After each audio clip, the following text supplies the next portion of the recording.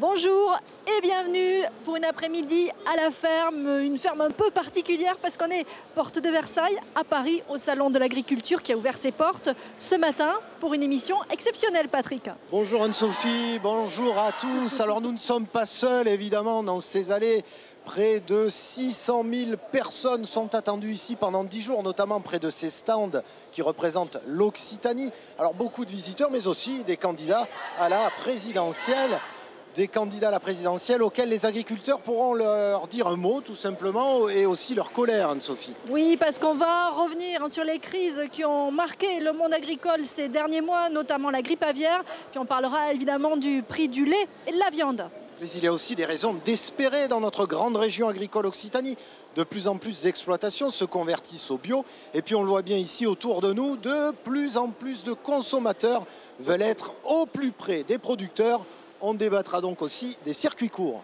Mais pour commencer, quelques éléments. Que pèse exactement cette nouvelle grande région dans le monde agricole? Quelques repères tout de suite avec Christophe Romain. L'Occitanie, c'est la région agricole de tous les superlatifs. Première région viticole du monde avec 36% du vin français produit. Elle cumule d'autres titres. Première région française pour les productions ovines, les semences et la production apicole. Deuxième région française pour la production fruitière et les palmipèdes gras. Le secteur de l'agriculture et de l'agroalimentaire constitue donc l'un des piliers de l'économie occitane. 164 000 emplois en dépendent pour un chiffre d'affaires de 13,7 milliards d'euros, bien loin devant le tourisme et l'aéronautique. Petite ombre au tableau, la surface des exploitations. L'Occitanie est la deuxième région pour sa surface agricole utile. Mais avec un peu plus de 42 hectares, les entreprises agricoles y sont 2 fois plus petites que dans le reste de la France, 85 hectares en moyenne. La productivité de la région pourrait donc être grandement améliorée. C'est donc une région à fort potentiel, comme on dit, mais quelle voie, quel avenir faut-il choisir pour les prochaines années? Eh bien, on va en parler dans cette émission spéciale. Je vous rappelle que nous sommes toujours au Salon de l'Agriculture, porte de Versailles. Et on va ouvrir la première partie de cette émission consacrée à la crise de la grippe aviaire. 2 crises en un an seulement, une crise qui frappe un produit emblématique de la région, Patrick, c'est le foie gras. Et un chiffre pour commencer. 3 millions de canards abattus dans le sud-ouest, soit 8% de la production nationale. Et encore, c'était avant que soit décidé ce mardi l'abattage des canards des Landes, près de 300 000 bêtes. Alors, où en sommes-nous de cet épisodique qui frappe durement la profession? A-t-on pris des bonnes mesures pour l'endiguer? Et quelles solutions pour s'en sortir? Avec nous, pour répondre à ces questions, 4 invités. Bernard Malabirate, bonjour. Bonjour. Vous avez été responsable de la cellule de crise grippe aviaire dans le Gers et vous présidez la FDSEA dans ce même département. Il y a un autre Gersois avec nous. Bonjour Lionel Candelon. Bonjour. Vous êtes le porte-parole de l'association Les Canards en colère. Tout à fait. Et puis à côté de vous, il y a Xavier Palouse. Vous êtes président de la coordination rurale Midi-Pyrénées. Et vous êtes allé jusqu'à porter plainte pour connaître l'origine de cette maladie. Exactement. Enfin également avec nous, Vincent Labarthe. Bonjour. Bonjour. Vous êtes le vice-président socialiste du Conseil régional en charge de l'agriculture. Alors en quelques mots, messieurs, chacun de vous à votre niveau, comment vous qualifiez la situation actuelle? Bernard Malabirade. Écoutez, la situation est grave pour nos élevages. Alors je veux ici rappeler qu'il n'y a pas de risque pour l'homme et qu'on peut consommer des produits sans risque. On a bien affaire à un problème sanitaire, un virus qui touche les oiseaux, tout ce qui porte des plumes, et en particulier nos élevages qui sont élevés à l'extérieur, qui sont peut-être plus exposés à ces virus qui viennent de la migration des oiseaux. Lionel Candelon. La situation sociale et économique du sud-ouest tout entier est désastreuse. Aujourd'hui, on a au niveau amont de la filière de grosses difficultés pour passer cette crise qui suit celle de l'année dernière. Mais on a également aussi un aval qui est mis sur le tapis totalement au niveau des petites et moyennes entreprises et qui va faire du bilan à ce niveau-là. Vincent Labarthe, la situation est-elle si critique que la filière est en danger? Oui, bien sûr, la situation est critique, on ne peut pas l'ignorer. C'est une filière d'excellence en plus dont la région a besoin, sur laquelle la région compte. Les collectivités et l'État ont fait tout ce qui était en leur moyen pour pouvoir essayer de relever la filière. Mais malheureusement, l'épisode aussi, avec le H5N8 cette année, est revenu aussi fort que l'an passé. Xavier Palouse, est-ce qu'on sait à l'heure qu'il est combien de producteurs ont déjà jeté l'éponge? C'est-à-dire que ça continue. On n'a strictement rien changé puisqu'on continue à exploiter ces ateliers. Et donc, on n'enrayera pas cette situation tant qu'on ne réglera pas le problème changer surtout le mode d'élevage. On va y venir, un petit peu plus tard. Alors avant d'aller plus loin peut-être dans ce débat, on va s'arrêter justement sur les différents épisodes qui ont marqué cette crise. On va voir ça tout de suite avec Christophe Romain. Pour l'instant, il n'y a rien de sûr. Des éleveurs en colère, démunis face à l'ampleur du sinistre. On attend quoi, que d'autres agriculteurs se pendent, se suicident pour réagir? 3 mois après le début de ce nouvel épisode de grippe aviaire, le front ne cesse de s'étendre. 415 communes d'Occitanie touchées. Mesures d'abattage systématique et vide sanitaire ne semblent pas suffisants pour enrayer l'épizootie. Pourtant, un canard sur 10 a déjà été euthanasié en France, soit près de 3 millions d'animaux. Le gouvernement vient d'annoncer des aides de l'ordre de 8 à 10 € par bête abattue. Problème, les éleveurs n'ont pas touché toutes les indemnisations de la précédente épidémie. Pour mon compte personnel, on ne m'a même pas soldé encore mes packs 2015. À un moment, il faudra que l'État fasse des économies, mais pas sur le dos du peuple. Car cette crise s'ajoute à celle de l'année passée, la première après 10 ans sans virus. Novembre 2015, un cas est détecté dans les Landes. La maladie se propage rapidement. Des mesures draconiennes sont alors prises. Janvier 2016, 18 départements doivent respecter un vide sanitaire total. Plus aucun animal n'entre dans les exploitations. Une première en France. Le gouvernement débloque 220 millions d'euros pour pallier le manque à gagner et faciliter la réalisation de travaux et la mise en place de nouvelles normes sanitaires. Dès que tout est propre, on prend notre nettoyeur haute pression, on lave tout le bâtiment.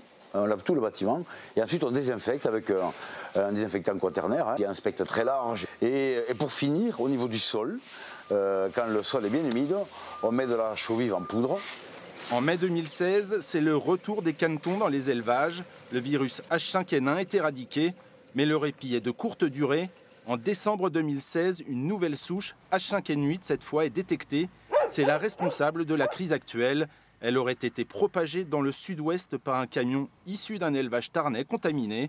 Plusieurs plaintes contre X ont été déposées pour faire toute la lumière sur cette affaire. Alors a-t-on agi comme il fallait justement pour faire face à cette épizootie? On a vu là, messieurs, la pratique du vide sanitaire par exemple. Est-ce que c'est efficace selon vous, Lionel Candelon? C'est efficace que si les palmipèdes sont touchés. Or le problème aujourd'hui c'est qu'on a une contamination qui se fait par voie migratoire et même pire encore aujourd'hui elle se fait par la faune que l'on a localement. Et là c'est là où le point va être très, très grave cette année, c'est que tant que cette avifaune là ne sera pas totalement assainie, on aura encore des foyers possibles dans tout le sud-ouest. Sachant qu'en plus le virus est en train de remonter sur les couloirs migratoires, donc peut se déporter sur d'autres départements plus au nord de la France. Est-ce que par exemple, il ne vaut mieux pas agir au cas par cas comme l'a suggéré la Confédération paysanne? Est-ce qu'on est obligé d'abattre tous les canards? Écoutez, c'est indispensable aujourd'hui de baisser la densité d'oiseaux pour éviter que ce virus se reproduise et continue d'occuper ce territoire. Donc le dépeuplement est une action nécessaire. Les éleveurs le demandent aujourd'hui, très clairement. On ne s'en sortira pas. Les plus responsables le demandent. On ne s'en sortira pas si on n'enlève pas tous les oiseaux de manière à éteindre complètement ce bassin de virus et repartir sur une situation saine. Mais repartir dans des conditions et avec des actes qui nous permettent d'éviter l'hémorragie et l'incendie que l'on vient de connaître. Alors justement, parce que ça fait partie des indemnisations. On a vu, les pertes sont considérables pour les éleveurs. La filière, on évalue ses pertes à 120 millions d'euros. Alors l'État a promis de sortir son carnet de chèques. Mais concrètement, vous, à la région, en attendant, qu'est-ce que vous faites, Vincent Labarthe? Qu'est-ce qu'on fait ou qu'est-ce qu'on a fait? On a accompagné donc la filière l'an passé. Pour ce qui est de la région, c'était principalement sur les mises aux normes et les besoins de travaux qui étaient nécessaires pour les élevages sur la biosécurité. Je voudrais simplement rappeler que sur la biosécurité, ça marche, puisque le H5N1, on ne le retrouve pas cette année. Le H5N8 est plus virulent, mais en tous les cas, ça a marché l'an dernier. Donc il faut poursuivre dans cette voie. Les processus d'indemnisation sont en place. Pour ce qui est encore une fois de la région, nous avons mis au départ 4 500 000 €, puis nous avons rajouté 1 million d'euros supplémentaires pour accompagner les élevages. Et on sait que ça ne suffira pas et on ira au-delà pour pouvoir leur permettre de cette mise aux normes nécessaire. Pas d'accord, Lionel Carnelot? Moi, je ne suis pas d'accord parce qu'on a retrouvé des virus de l'année dernière en tout début d'année quand on l'a cherché dans les élevages, du H5N9 faiblement pathogène, du H5N1 faiblement pathogène. Ça a été remonté, j'en ai discuté avec le professeur Guérin, qui m'a confirmé qu'effectivement, potentiellement de temps en temps, on pouvait avoir des réapparitions de virus avec les canards dans les élevages. Professeur Guérin, spécialiste de la grippe aviaire à Toulouse. Hein. Tout à fait. Donc ça a été inutile, inefficace ce qu'on a mis en place l'année dernière? Bien oui, parce qu'il ne faut pas oublier que nous avons 144 virus. Donc aujourd'hui, c'est le N8 le plus sévère, le plus virulent. Et l'année prochaine, il peut en sortir un autre. De toute façon, il faut, je pense, changer systématiquement le mode d'élevage parce que justement, il y a trop de concentration qui développe vraiment le virus, quoi. Alors ça, on va peut-être en parler dans quelques minutes, mais je voudrais juste revenir sur ces indemnisations. Est-ce que vous les avez touchées, vous, les indemnisations de l'année dernière? Eh bien, justement, il y a beaucoup d'éleveurs qui sont en attente, parce qu'il y en a qui en ont touché, oui, mais sur les secteurs des normes remises en état des bâtiments et tout ça, eh bien, il y en a beaucoup qui sont en attente. Voilà. Donc c'est quand même très important la trésorerie, parce que ça permet surtout de faire tourner les éleveurs. Et surtout, ils sont actuellement très endettés et ils sont touchés très psychologiquement. Quelle réponse vous donnez, Vincent Labarthe, sur ce chapitre? Ceux qui attendent encore, ceux qui se disent, est-ce que je ne vais pas être obligé de jeter l'éponge? Il y en a beaucoup qui ont jeté l'éponge? Quelques éleveurs ont jeté l'éponge, évidemment, plus que s'il n'y avait pas eu cette crise, on en est parfaitement conscient. Ceci étant, les procédures d'indemnisation sont en place. Après, il faut rentrer dans le mécanisme. Je ne vais peut-être pas aller sur l'aspect technique, mais il n'y a pas un éleveur qui ne sera pas payé. Dès lors que les travaux sont faits, je veux dire, les éleveurs seront payés. Oui, mais quand Sur les travaux? Comment? Sur les travaux? Non, sur les mises aux normes. Sur les mises aux normes, les éleveurs seront payés comme ils le sont sur tous les autres systèmes. Dès lors que les outils sont ouverts, et ils le sont aujourd'hui. Donc oui, il n'y a pas de sujet sur cette question-là. Ils sont actuellement en attente. Voilà. Et ils n'ont pas d'argent. Si, il y a un sujet sur les subventions à la région concernant les équipements biosécurité. Moi, personnellement, mon père en fait partie. On a déposé un dossier donc, de 18 000 €. Et quand on reçoit la réponse, on nous indemnise sur la base de 40% de 14 000 €. Voilà. Donc là, déjà, il manque 40 000 € de biosécurité qu'on a investi et que la personne en charge du dossier à la région, à Toulouse, a décidé, par des critères qui sont rentrés en place entre le 4 avril et le 13 juin, les dossiers ont été modifiés, il y a eu des procédures qui ont changé et on n'a pas tout indemnisé aux gens alors qu'ils avaient fait les travaux après accord de la région. Allez, vous répondez là-dessus, Vincent Labarthe, et on conclut cette très partie-là. succinctement. Après, sur l'éligibilité, suivant les mesures, il y a une éligibilité ou pas. Je ne peux pas croire que l'agent de la région ait arbitrairement écarté certaines sommes. Non, je pense que les choses ont été mises en place très sérieusement, avec la profession, avec les professionnels, avec le professeur Guérin que vous avez cité tout à l'heure. Donc ce qui relève de la biosécurité est financé. Il n'y a pas de débat là-dessus. Alors, quel ressenti justement côté producteurs et fabricants, et comment sont-ils perçus désormais du grand public, ici, notamment au Salon de l'Agriculture? On voit ça tout de suite avec Jean-Michel Escafre. Vous êtes chez un transformateur du Lot, Jean-Michel. C'est vrai que le transformateur, lui, il arrive un peu en bout de chaîne. Donc là, effectivement, un transformateur qui est à Gourdon. Nous sommes avec Eric Blény. Bonjour. Bonjour. Est-ce qu'il y a chez vous, effectivement, un retentissement déjà pour l'approvisionnement de vos canards que vous allez chercher, notamment en Occitanie? Oui, bien sûr, on est comme tout transformateur un petit peu touché par cette grippe. On se sert donc de notre matière première qui est située aussi bien dans le sud-ouest qu'en Périgord, et puisque notre maison familiale est située dans le Lot à Gourdon, et notre centre de découpe à Bergerac. Donc on travaille l'IGP Périgord, bien sûr, par des producteurs donc, de Bergerac, et également pour un deuxième corps de métier du sud-ouest pour tout ce qui est métier tradition, restauration, caviste, épicerie fine. Et avez-vous du mal à vous approvisionner? Alors on a bien sûr du mal l'année dernière et cette année en début d'année d'approvisionnement. On est à peu près à 40-50% de moins de matières premières que l'année dernière. Ouais. Est-ce que ça vous pousse à vous approvisionner ailleurs? Alors non, puisqu'on est sous un cahier des charges bien précis, puisqu'on est sous l'IGP Périgord et l'IGP Sud-Ouest, et donc c'est des canards qui sont nés, élevés, cuisinés en Sud-Ouest.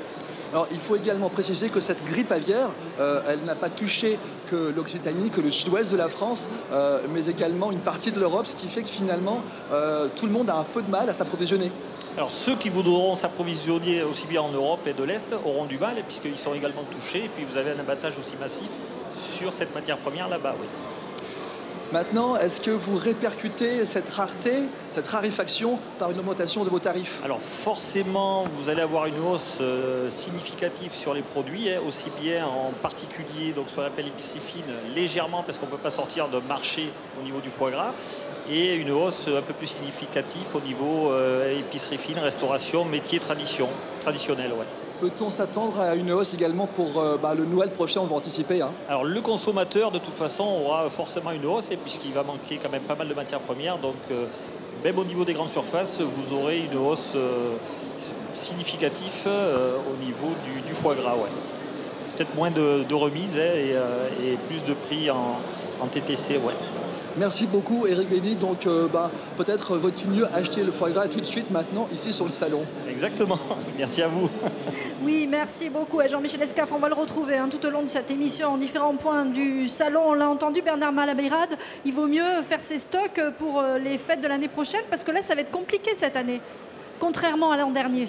Il faut imaginer des éleveurs qui n'ont pas produit pendant 3-4 mois en 2016, qui vont passer pour le Gers, on est en arrêt de production depuis quasi début décembre, jusque sûrement avril, peut-être mai, si la situation ne s'améliore pas.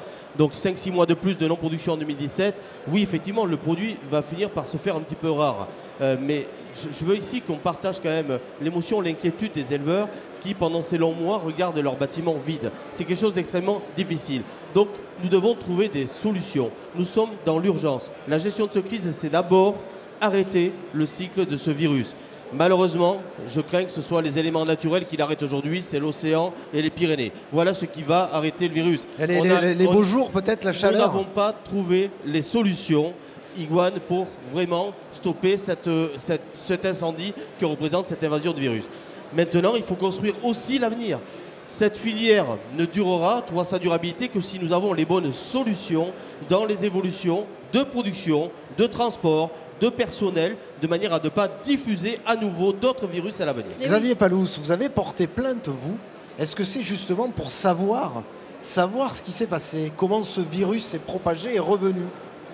Eh bien, disons que y a une chaîne qui est mise en place, et donc dès le moment où les ateliers ont accompli leur devoir, automatiquement il y a un circuit qui se met en place. Et on ne tient absolument compte de la situation. C'est-à-dire que, par exemple, je pourrais prendre l'exemple de chez moi dans le Tarn, où justement l'élevage d'à côté était transporté, alors qu'à côté, il y avait suspicion. Donc on aurait dû tenir compte de cette situation. Donc il y a la chaîne industrielle qui se met en marche, et donc on ne tient pas compte du sanitaire. Voilà. Est-ce qu'il faut revoir complètement cette filière, comme le demande le ministre de l'Agriculture Stéphane Le Foll? Est-ce qu'il faut revenir vers des élevages plus traditionnels, c'est-à-dire en autarcie, comme on a pu connaître dans le Gers? Il y en a encore, mais de moins en moins. Je pense qu'il faut... Il ne faut pas partir sur des très grosses unités, des bâtiments de plus de 10 000 canards où on a 15 000, 20 000, 33 000 canards. On a un site dans le Gers où il y a 33 000 canards. À 20 km, les petits éleveurs n'étaient même pas au courant de ce site-là. Oui, parce qu'on découvre une image du foie gras qu'on n'imaginait pas du tout. On avait plutôt l'impression que c'était un produit artisanal, traditionnel. En fait, c'est très industrialisé maintenant. Il s'est industrialisé à grande échelle ces dernières années. Et depuis ces dernières années, on a une apparition du virus qu'on n'avait pas avant. Le problème, c'est qu'on n'a toujours pas tiré les conclusions et les conséquences des erreurs qu'on a commises au mois de décembre. Le dernier cas, dans le 47, à Puge-d'Agenais, c'est encore une coopérative industrielle qui nous sort des canards du département du 64, qui est aujourd'hui presque entièrement au tapis à cause du virus, pour les faire gaver dans le 47 et traverser également le département des Landes. Je veux dire, il est tout à fait inadmissible qu'on ait encore des foyers qui se créent parce que des industriels ou même des petits acteurs, mais c'est que des, pour l'instant, ce sont que des industriels, nous déplacent des canards sur 3 départements comme ça. Vincent Labarthe, les autorités sanitaires sont sur le coup par rapport à ça ou pas? Oui, et bien sûr, les autorités sanitaires sont sur le coup. Toutes les mesures qui ont été prises découlent d'ailleurs des décisions qui ont été prises par les autorités sanitaires, mais il y a quand même, pour avoir financé, la région a financé l'an dernier les formations. Un secteur a échappé massivement aux formations, on peut le regretter, c'est le transport. Et je crois que là, il y a un vrai sujet sur ces questions de transport, les équipes d'attrapage aussi, tous ces intervenants qui malheureusement n'ont pas été formés l'an dernier et qui, aujourd'hui, on voit bien, sont le maillon faible. Donc je pense que la filière doit effectivement se réinterroger, c'est ce qu'ils sont en train de faire. La remettre complètement en question, peut-être pas, mais en tout cas, une interrogation comme l'a suggéré le ministre. Merci à vous, messieurs, d'avoir accepté de donner votre point de vue, de nous avoir éclairé également sur cette crise de la grippe aviaire. Alors, autre crise dont on parle moins, mais qui continue à frapper nos agriculteurs, c'est celle des prix de la viande, encore du lait, mais pas seulement. Un chiffre pour vous donner une idée, 600 millions d'euros, c'est le montant de l'aide versée par l'État. Et pourtant, de nombreux producteurs estiment ne plus vivre de leur travail. Alors, à 1 an après ce conflit qui a opposé ces producteurs, non seulement à la grande distribution, mais aussi à l'État, où en est-on, Anne-Sophie? Eh bien, nous sommes allés poser la question à un éleveur de l'Aubrac dans l'Aveyron. Et aujourd'hui, en plus des cours très bas, il y a autre chose qui l'inquiète, c'est ce fameux nouveau traité européen d'échange commercial avec le Canada, le CETA. Explication avec Rouzanne Avanissian et Régis Guillon. Elle est très câline, mais là, elle sent qu'il faut composer, ça ne lui plaît pas peut-être. Cette belle Aubrac est le fleuron du cheptel de Francis Sabrier. Installé depuis 38 ans dans le Nord Aveyron, cet éleveur possède une trentaine de vaches laitières. À 60 ans, ardent syndicaliste, il s'insurge contre le CETA, l'accord de libre-échange avec le Canada. On va assister à une dérégulation des marchés encore plus importante et une importation massive de viande bovine notamment et de viande de porc. Donc dans notre département, ça va avoir un fort impact négatif puisque déjà il y a des cours assez bas, des difficultés pour les paysans. Elles vont être aggravées par ces importations supplémentaires à bas prix. Mais ce qui préoccupe aussi Francis Sabrier, c'est le fromage de l'Aïol. Il en fabrique 5 tonnes par an. Or, l'Union européenne va sacrifier à l'accord de libre-échange 90% de ses appellations d'origine protégée. Si le Roquefort est sauvé, l'AOP l'Aïol, lui, est coulé. Nous, on dit que c'est une discrimination sans précédent. Et c'est une brèche qui est ouverte notamment au niveau des appellations d'origine protégée. Après le vote des députés européens, le CETA doit encore être validé individuellement par les 28 États membres. La Confédération paysanne profitera du Salon de l'agriculture pour interpeller les parlementaires français et les convaincre de ne pas le ratifier. Alors nous ne les avons pas encore croisés, ces syndicalistes de la Confédération paysanne qui cherchent à interpeller les parlementaires sur ce salon. En revanche, les producteurs de lait et de viande sont bien présents, Anne-Sophie. Oui, Jean-Michel Escaf, on va le retrouver, il est avec l'un d'eux. Jean-Michel, expliquez-nous dans quel état d'esprit justement il est venu sur ce salon. Alors effectivement, il est intéressant de faire un peu un bulletin météo pour la situation des éleveurs bovins. Rappelez-vous, il y a 1 an, le salon de l'agriculture commençait en pleine crise de l'élevage bovin. Nous sommes avec monsieur Nicolas Lassalle, qui est éleveur à la Bastide Espar-Bayrenx, c'est dans le Cabardès, dans l'Aude. Donc j'aimerais savoir, pour vous, est-ce que le ciel est toujours nuageux ? Ah, le ciel reste nuageux aujourd'hui, c'est toujours d'actualité. Les prix des bovins sont en chute libre. Il y a toujours un souci en ce qui concerne la vente de la viande et des petits broutards, des petits veaux. Bon, entre autres, vous dénoncez toujours une réduction de vos marges, alors que les marges des intermédiaires continuent à augmenter. On parle de la grande distribution, on parle de l'abattage, de la découpe. Les prix aujourd'hui sont fixés en viande bovine par un terme qui me choque, qui s'appelle le minerai.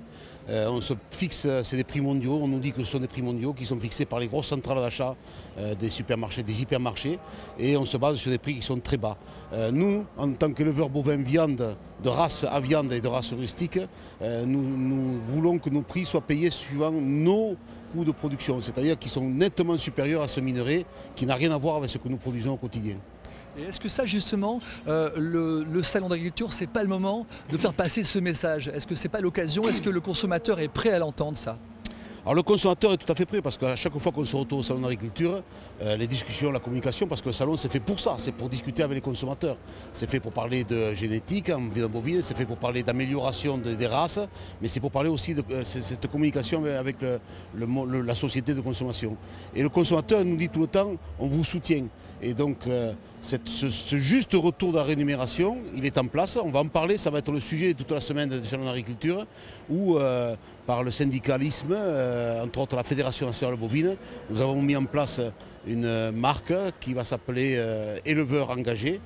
Ça veut dire que les éleveurs s'engagent à produire un produit de qualité, mais qu'en contrepartie, ils veulent avoir un juste retour de ces coûts de production et que ça couvre au moins leur coût de production pour qu'ils puissent vivre de leur métier. Merci beaucoup Nicolas Lassalle. Donc je vous invite, Anne-Sophie, Patrick et vous tous à venir ici au pavillon 1 pour admirer cette race de montagne, la race gasconne. Oui, elles sont magnifiques ces gasconnes. Allez, on a beaucoup parlé de crise, mais tout n'est pas noir dans l'agriculture de la région. C'est même de plus en plus vert comme le bio qui a le vent en poupe. Un producteur bio sur 5 est en Occitanie. Même engouement pour les circuits courts que vous êtes de plus en plus nombreux à utiliser pour faire vos courses. Deux tendances, deux phénomènes sur lesquels on va s'arrêter maintenant dans la deuxième partie de cette émission. Bio local, pourquoi un tel succès? Est-ce la solution miracle pour les producteurs et les agriculteurs? Comment éviter les pièges et les dérives? On en parle avec nos invités. Oui, on a gardé avec nous Bernard Malabirade et Vincent Labarthe et on accueille Nadia Vidal. Bonjour, vous êtes castanéicultrice en Lozère et vous vendez notamment vos produits dans un magasin qui regroupe plusieurs producteurs, une douzaine de producteurs du côté d'Alès dans le Gard. Également avec nous Michel Biérot, bonjour. Vous êtes responsable des achats chez Lidl France. C'est ça.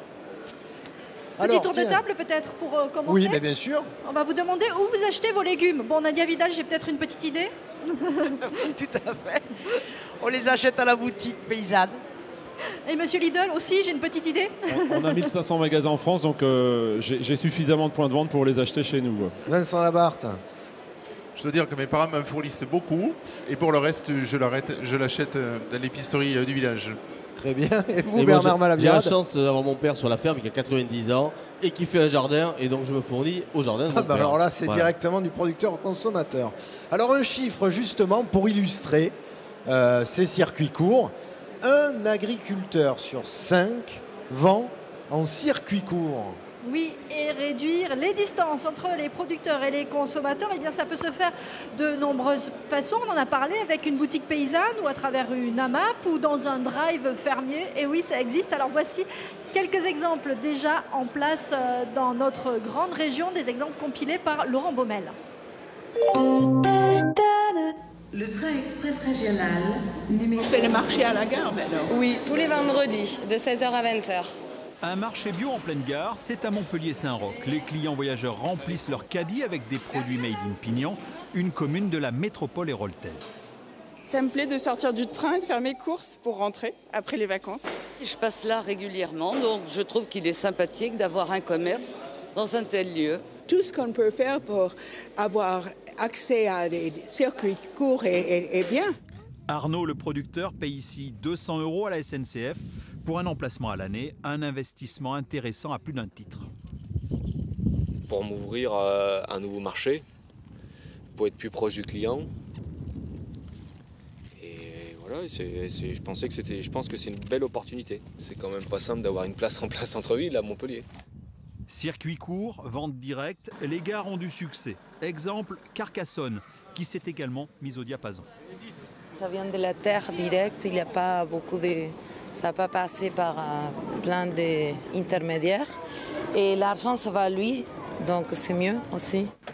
L'idée de ces circuits courts qui permettent à des producteurs locaux de vendre en direct, la région Occitanie s'en est fait une spécialité, en n'oubliant pas de se mettre au goût du jour. Hop, une courge de Nice. Les agriculteurs gardois du réseau Bienvenue à la ferme se mettent à la page internet en créant le drive fermier gardois. Ici, on a tous les produits, donc les fruits, les légumes, les produits laitiers.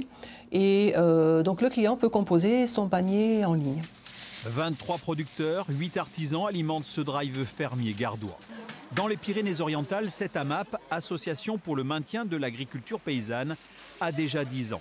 Elle a permis de sauver de la prédation immobilière des centaines d'hectares de terres agricoles, l'autre fléau de la disparition des exploitations. Lutter, mais aussi éduquer. Est-ce que vous savez ce que c'est ceci? Les bois. C'est des racines. C'est la bouche du légume. Et la réponse se retrouve ensuite dans l'assiette. Depuis 4 ans, dans les cantines des écoles de l'Ariège, les élèves mangent local. Le prix d'une politique audacieuse et volontariste, les circuits courts contre la mondialisation de la malbouffe, sans faire de protectionnisme béat, consommateurs et producteurs veulent tout simplement sauver leur peau. Alors Nadia Vidal, est-ce que vendre en direct, c'est un bon remède à la crise? C'est un remède en tout cas. Voilà. Est-ce que c'est réellement un remède à la crise? Mais c'est un remède. C'est une façon de travailler qui est différente. Bon, nous avons la chance donc d'avoir des boutiques paysannes donc et qui a près d'une vingtaine. Hein. Oui, à peu près une vingtaine. Donc moi la mienne c'est la ferme du coin à l'Est pour ne pas la citer bien oui, sûr. Non, hein. On va pas voilà, ça fait du bien. Ça reste entre nous. Voilà, ça reste entre nous. Vous avez raison. Et donc de ce fait, les consommateurs sont très attentifs. Voilà. Et ça nous permet de discuter. Oui, il y a un lien direct. Voilà, on a un lien direct très fort avec les consommateurs. Vous, Bernard Malabirat, vous êtes éleveur bovin, c'est ça? Quel est, d'après vous, le meilleur système pour vendre en direct? Alors, la vente directe, elle existe depuis très longtemps. Je viens du Gers, le foie gras, le vin, c'était par excellence des produits qui se vendent et qui se vendaient en direct depuis extrêmement longtemps. Donc, on a une vraie vision très professionnelle des vendeurs en direct. Il faut savoir produire sur son exploitation, commercialiser, garder une relation client, tout en continuant de bien produire sur l'exploitation, sans rien laisser tomber. Donc c'est une vraie difficulté. Mais quelle est la meilleure formule? De faire venir les gens chez soi, de se regrouper dans une boutique, de déléguer ça à quelqu'un d'autre? Toutes les formes existent et toutes ont leur titre de noblesse. La réalité, c'est que c'est vrai que la grande distribution, qui a extrêmement progressé depuis 30 ans, n'a pas su renvoyer la valeur ajoutée à ses producteurs. Elle a capté la valeur ajoutée. Vous voyez, on prenait un exemple d'un éleveur tout à l'heure. Cet éleveur-là, il élève sa vache pendant 8 ans. Eh bien, en 48 heures, la grande distribution prend 3 fois plus de marge par kilo de viande que lui en l'ayant gardé 8 ans. Circuit court et grande distribution, c'est possible ou pas, Michel Biron? Bien sûr que c'est possible. Quelque part, on est déjà un supermarché de proximité. Alors, bien évidemment, on n'a pas la proximité de madame. Mais avec nos 1500 points de vente, chaque Français a un magasin à moins de 10 km de chez lui. Mais vous approvisionnez localement sur quel type de produit, par exemple? Par exemple, sur le fruits et légumes, nous sommes quasiment obligés de nous approvisionner localement parce qu'on trouve très peu de producteurs qui puissent fournir 1500 magasins. Donc les 1500 magasins sont approvisionnés à travers 25 plateformes d'approvisionnement. Et chacune des plateformes, on va s'approvisionner localement. Mais quand on dit la grande distribution impose ses prix? Alors, non, bien évidemment, je ne peux pas être d'accord avec ça, dans le sens où on a des démarches avec les organisations syndicales agricoles, on a des démarches avec les éleveurs, et d'ailleurs c'est pour ça qu'on est présent sur le salon de l'agriculture. C'est très important, et je rejoins monsieur, effectivement, le partage des valeurs est important. Et je ne dis pas qu'on a été parfait dans la grande distribution, loin de là, et certainement pendant 25 ans. Oui, parce que c'est quand même nouveau aujourd'hui de revenir vers le producteur. Est-ce que ce n'est pas aussi pour apaiser les tensions? Parce qu'on a vu que ça s'est beaucoup envenimé entre les deux camps. Tout est parti de 2015, effectivement, où il y a eu des tensions et cette crise qui était à son apogée.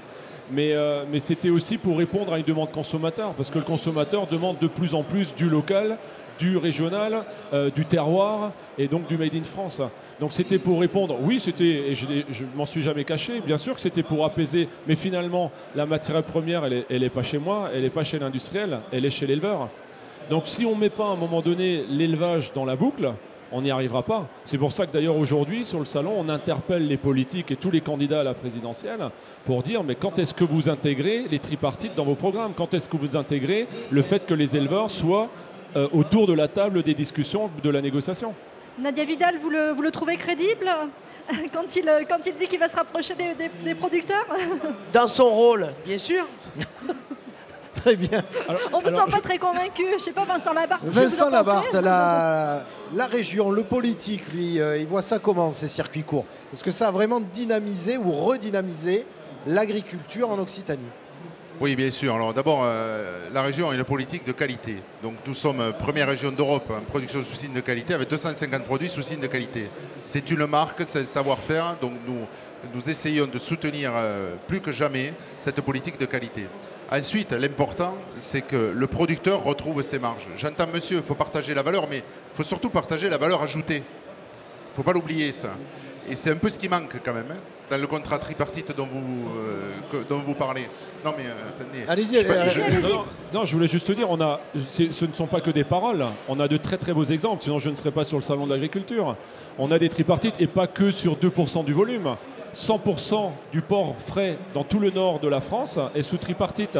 Les éleveurs sont avec nous sur le stand. Et ce n'est pas juste de dire on a une tripartite. Non, c'est un vrai partage de la valeur. Et le démarrage de la tripartite, c'est les éleveurs. C'est les éleveurs qui doivent nous donner leur coût de production d'un kilo de porc quand il sort de chez eux. Rapidement pour conclure sur les circuits courts. Nous n'avons pas le même modèle économique que la grande distribution. Nous amortissons nos bâtiments sur 15 ans. Un jeune qui s'installe sur Cheptel sur 30 ans. La grande distribution, en moins de 5 ans, ils arrivent à payer leur magasin. Donc, mettons-nous sur les mêmes modèles économiques et là, partageons la vraie valeur des choses. Merci à vous. Alors, autre secteur en plein boom. C'est le bio qui progresse, qui gagne énormément de terrain. Avec un chiffre parlant en Occitanie, Patrick. Tout à fait. L'Occitanie, première région bio de France. 6 495 exploitations et près de 320 000 hectares en reconversion. Oui, le bio qui séduit de plus en plus de producteurs à l'image de cette famille de maraîchers de Moguio. C'est la ceinture verte de Montpellier. Après avoir travaillé des années de façon, on va dire, conventionnelle, traditionnelle, ils sont passés à l'agriculture raisonnée et se préparent maintenant à l'étape suivante, c'est-à-dire à passer en bio avec évidemment beaucoup de changements. On va voir ça avec Jean-Philippe Faure et Franck de Tranchant. Excellent. Dans la famille Giner, on est maraîcher sur la commune de Moguio depuis 4 générations. Mais depuis 4 ans, changement de cap. La famille est passée d'une culture conventionnelle à une culture raisonnée, une agriculture plus respectueuse de l'environnement, de la santé et du bien-être animal. Un choix qui a bousculé un certain nombre d'habitudes. Ça nous a obligés à d'énormes changements au niveau du matériel, au niveau des techniques.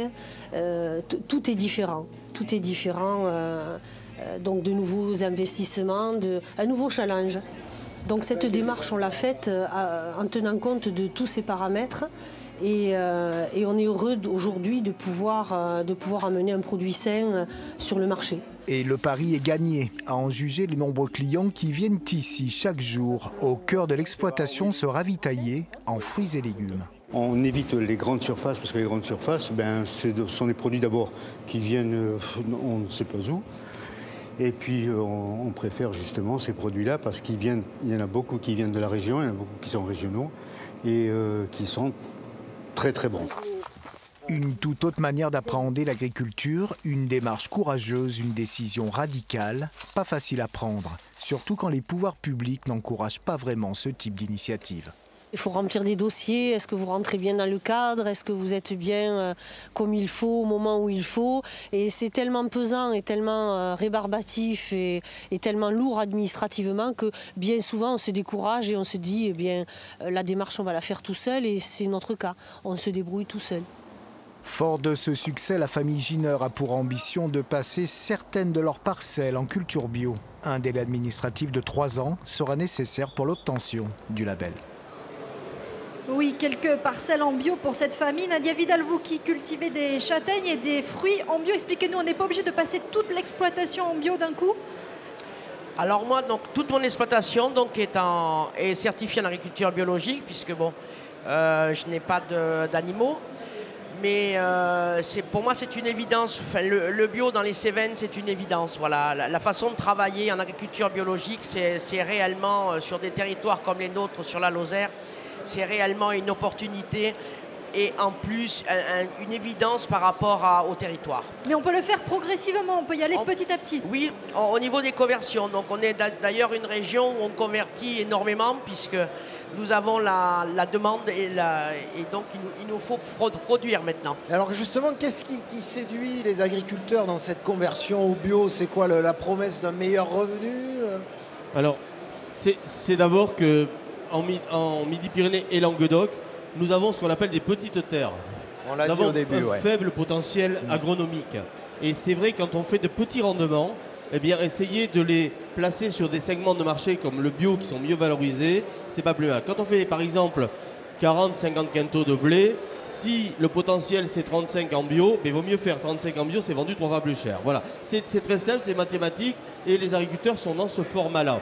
Et on le déploie sur l'ensemble des productions aujourd'hui. Maintenant, attention, c'est moins facile.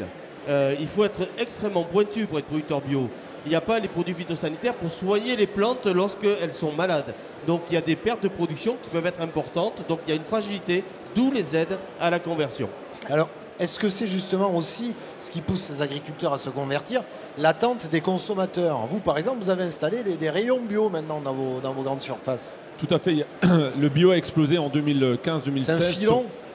C'est un filon, c'est une demande du consommateur. On est sur le fruits et légumes, juste pour parler que du fruits et légumes, on est à des progressions à plus 30, plus 40 en bio. Le problème, c'est l'approvisionnement du bio. Et c'est justement ça la difficulté aujourd'hui. Chez Lidl, on a 100 références de produits fruits et légumes, 20 sont en bio. Mais pour avoir les quantités suffisantes pour approvisionner 1500 magasins, c'est compliqué. Et donc, on est en train de mettre en place avec les producteurs, qui d'ailleurs, juste une parenthèse, dans le fruits et légumes, c'est beaucoup plus facile à travailler les fruits et légumes que la viande ou même les produits laitiers. Pourquoi? Parce qu'il n'y a pas d'intermédiaire. Je suis en direct avec les producteurs. Et ça, c'est un énorme avantage pour nous. Et donc, on est en train de mettre en place des contrats de mise en culture pour justement aider à la conversion au bio, parce que ça nécessite, vous l'avez entendu, 3 ans pour passer une terre en agriculture biologique. Et donc, on signe de ce genre de contrat avec les agriculteurs pour assurer nos approvisionnements futurs. Nadia Vidal, c'est compatible de pouvoir continuer à faire du bio bien et en même temps fournir les grandes surfaces qui vont être de plus en plus demandeuses? Moi, je pense bien sûr que oui. Bien sûr que oui. Il suffit d'avoir quand même des hectares disponibles, ce que, comme monsieur l'a justement rappelé, nous sommes sur un territoire où, par exemple, on n'a pas non plus de très très grandes exploitations. Donc je comprends que pour fournir des magasins tels que ceux-là, il faut quand même avoir réellement des agriculteurs qui travaillent très bien parce que c'est très technique. Alors le bio est aussi victime de son succès. Mi-janvier, les agriculteurs bio du Gers, à l'appel de la FDSEA, ont manifesté pour réclamer à la région les aides qui n'étaient toujours pas versées. Alors qu'est-ce qui se passe? Vincent Labarthe, vous n'arrivez pas à suivre justement? Alors, c'est pas tout à fait la région. La région est autorité de gestion, mais en fait, la difficulté qu'on a malheureusement depuis 2015, c'est l'outil de paiement qui est géré par l'autorité de paiement, qui est une autorité nationale, n'est pas encore en place. Ce qui entraîne effectivement des retards de paiement qui sont tout à fait déplorables. À l'heure où notre région, ça n'a pas été dit, mais nous pesons à peu près 25% du bio national et nous avons un taux de conversion qui est inédit, puisqu'en 2015, par exemple, on était à 30%, quand le reste de la France était à moins de 6%. Donc par rapport à tout ce qui a été dit par Bernard Malabirade ou par Nadia également, on a effectivement une réelle dynamique qu'on a la volonté d'accompagner. On met des moyens qui sont importants. On en a mobilisé des supplémentaires pour pouvoir accompagner cette dynamique parce que nous savons bien que c'est un vecteur qui va permettre de sauver une large partie de l'agriculture de notre région. Le problème, c'est qu'on est dans une telle dynamique, pardon, je vais vous donner la parole après, mais juste une petite question, est-ce qu'on n'est pas en train de tomber dans une production du coup standardisée, industrialisée et s'éloigner finalement des valeurs du bio, peut-être Bernard Malabirade? Non, je crois que le bio est un cahier des charges très précis, qui est très suivi, qui est été certifié par pour un organisme externe, donc il n'y a pas de souci là-dessus. Le souci qu'il y a, c'est qu'on est victime de notre succès dans notre région. Il y a beaucoup de volonté de conversion de la part des agriculteurs. Et la région seule n'a pas les moyens financiers de suivre pour tous au vu de cette vague importante de conversion. Ce que nous demandons, c'est aux politiques en général, à la région, mais aussi, nous l'avons dit au président de la République encore ces jours-ci, il faut, puisque d'autres régions ont moins d'engouement pour le bio, eh bien ramenons tous les crédits européens dédiés au bio qui étaient partagés dans chaque région au travers des FEADER, ramenons-les à Midi-Pyrénées pour qu'on puisse accompagner cette vague de conversion de Midi-Pyrénées et de Languedoc, bien sûr. Alors, on va marquer une pause macaron. Ah bah oui, c'est l'heure de la pause macaron avec Jean-Michel Escafre, toujours dans les allées du salon et pour le coup avec un macaron bio, Jean-Michel. Oui, absolument Patrick. Nous sommes avec Alain Roux qui fabrique des macarons bio à Montpellier. Bonjour. Alors la première question que j'en ai posée, est-ce que vous arrivez à vous approvisionner facilement? macarons, amandes. Déjà en Occitanie, c'est compliqué, non? Bonjour. Alors oui, effectivement, on a aujourd'hui des filières qui sont quand même mieux structurées sur le bio, donc on arrive à s'approvisionner. Pour certains produits, il faut faire attention à prévoir ses commandes à l'avance parce que les livraisons ne se font pas du jour au lendemain nécessairement. Après, effectivement, pour l'amande, l'amande est une denrée, surtout en bio, qu'on trouve difficilement en France et pour laquelle on est obligé de s'approvisionner bien souvent à l'étranger. Donc c'est moins éco-responsable. L'empreinte carbone est plus importante. Oui, mais on essaye quand même de faire en sorte qu'elle soit au minimum. Est-ce que vous-même, en tant que consommateur, vous consommez bio et comment? Alors, moi, j'ai la chance d'avoir un grand jardin, un grand potager, et donc on consomme bio, notamment par notre production personnelle, et puis après aussi, en s'approvisionnant soit directement via AMAP à côté de chez nous, soit dans les magasins bio sur Montpellier, puisqu'on habite sur Montpellier. Merci beaucoup Alain Roux, on se retrouve dans quelques instants pour goûter vos macarons. Je suis aussi avec des visiteurs au salon. Bonjour. Alors vous, est-ce que vous consommez bio, madame? Oui, ça arrive régulièrement. Alors on s'apprivoise. Avec les macarons, c'est compliqué. C'est difficile, plutôt en grande surface, mais ça nous arrive aussi d'aller en boutique vraiment spécialisée. Oui. Donc le mode de consommation bio, s'il peut s'assortir également d'une sélection des magasins, c'est important? C'est important, si le magasin est spécialisé, la qualité est sans doute meilleure que dans les grandes surfaces non spécialisées. Le bio éthique, c'est vraiment, ça va de pair? Le bio et l'éthique vont de pair. Est-ce que le prix est important quand vous achetez bio? On consomme peut-être un petit peu moins, mais un petit peu mieux. Et donc, on préfère la qualité à la quantité. Merci beaucoup à tous les deux et bonne visite du salon. Voilà, donc consommer bio, finalement, oui, c'est possible. Et évidemment, lorsqu'on le fait, il faut avoir beaucoup de choses à l'esprit, notamment le prix et la sélection des magasins. Merci beaucoup Jean-Michel, on passera nous aussi goûter sur le stand de tout à l'heure parce qu'il y a un grand espace Occitanie, on ne l'a pas précisé, mais il y a 1600 mètres carrés avec une centaine d'exposants. Ça occupe une grande part du salon ici puisque, je vous rappelle, nous sommes toujours au salon de l'agriculture qui s'est ouvert ce matin, porte de Versailles, pour cette émission exceptionnelle. Occitanie, quel sillon pour notre agriculture, c'était le thème de cette émission. Et pour la conclure, eh bien, on a invité un expert. Bonjour François Purseigle, vous êtes sociologue des mondes agricoles à l'École nationale supérieure agronomique de Toulouse. Alors on vient de parler du bio, d'agriculture raisonnée. Est-ce que c'est véritablement l'avenir du monde agricole? C'est un des avenirs possibles pour un certain nombre d'agriculteurs, mais il ne faut pas oublier que si le bio, si les circuits courts marchent très bien dans la région, c'est aussi parce que certains se sont investis dans ces démarches-là depuis 15 ou 20 ans. Ça nécessite de la professionnalisation, ça nécessite beaucoup de technicité. Tous les agriculteurs, et notamment ceux en situation de crise, ne vont pas pouvoir se convertir en bio comme ça. Il y a des verrous technologiques. Et puis, certains agriculteurs n'ont pas forcément l'appétence pour faire les marchés, aller vendre leurs produits. Et il faut arriver à accompagner donc une diversité de situations, une diversité de rapports au marché, de rapports à la façon de travailler. Alors vous avez aussi écouté très minutieusement cette émission. Est-ce que, d'après vous, d'après ce que vous avez entendu, est-ce qu'aujourd'hui cette grande région Midi-Pyrénées plus Languedoc-Roussillon sur le plan agricole, est-ce qu'elle est cohérente? Elle est plus que cohérente, je pense qu'elle incarne la diversité française. Alors, il est clair que certaines productions, notamment les productions méditerranéennes, devront être accompagnées différemment des productions de l'ex-région Midi-Pyrénées. Il y a beaucoup de producteurs, notamment en Occitanie, qui ne sont pas soutenus par des dispositifs de politique publique. Il y a aussi des productions orphelines sur le plan technique. Je pense, par exemple, le secteur de l'oléiculture est un secteur orphelin en matière d'accompagnement technique, en matière de soutien public. Il va falloir aussi repérer ces, d'une certaine manière, niches, ces marchés, ces productions qui peuvent être intéressantes pour relever des situations de crise, ou du moins répondre à des situations de crise et aider les producteurs dans ce sens. Est-ce que finalement, face, comme vous la décrivez, à une agriculture mondialisée, financiarisée même aujourd'hui, est-ce que la notion de terroir n'est pas finalement le repère, notamment pour le consommateur? Oui, c'est un des repères, mais on se rend bien compte aussi que ça ne suffit pas.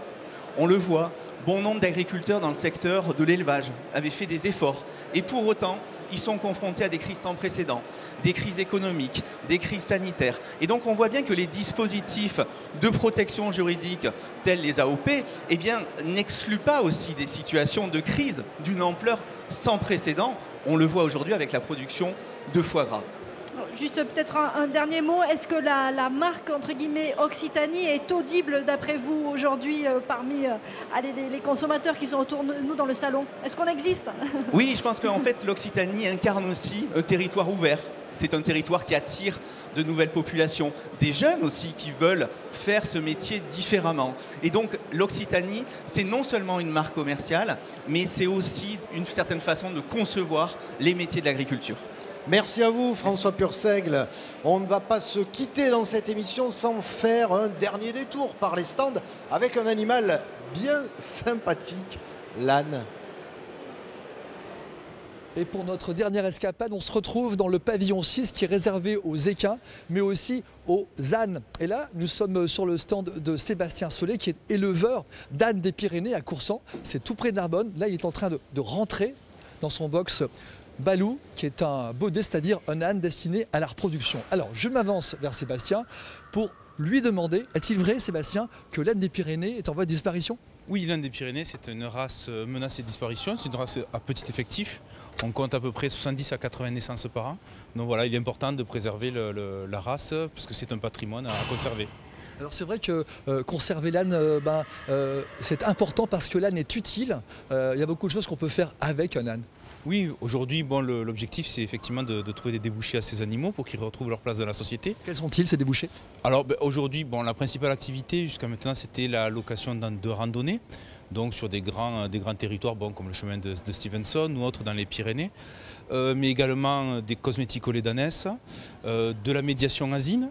Et également... la médiation asine, expliquez-moi. La médiation asine, ce sont des personnes qui travaillent avec les ânes pour travailler au contact de personnes handicapées, personnes âgées, pour refaire du lien avec l'animal. Et également, on les utilise beaucoup dans la traction asine, donc dans le maraîchage et dans l'agricole. Tout ça parce que finalement, l'âne est un animal qui est très très près de l'homme et ça c'est important. Oui, l'âne des Pyrénées, bien évidemment, est un animal qui est proche de l'homme, qui a toujours vécu près de l'homme et qui s'éduque bien, qui travaille et qui est très volontaire au travail. J'allais vous le dire, il s'éduque vraiment bien, c'est pas compliqué? Non, non, c'est un animal qui s'éduque bien, contrairement à sa mauvaise réputation qui est flouée. Non, c'est un animal qui s'éduque bien et qui travaille bien.